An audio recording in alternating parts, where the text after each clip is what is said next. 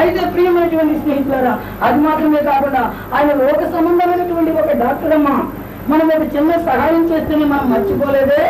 మరి ప్రభువుని యేసుక్రీస్తు పరలోకముని విడిచి, ఆయన మహిమను విడిచి, దేవదూతల యొక్క స్నేహము విడిచి, పరిశుద్ధ సహవాసము విడిచి, మహిమను విడిచి, నీలాగా నాలాగా ఒక రూపము ధరించుకుని ఈ లోకంలోనికి వచ్చి 33.5 సంవత్సరాలు పాడుబడి నిజంగా నీ కొరకు నా కొరకు కలవసీమలో ఏరి తన శరీరమును నిజముగా చిత్రహింసలు చేయడానికి అప్పగించి తన రక్తమును దారుగా నీ కొరకు కాచి తన ప్రాణమును బలి చేసినటువంటి క్రీస్తు యొక్క గుణాలు నువ్వు ప్రకటించాలా వద్దా?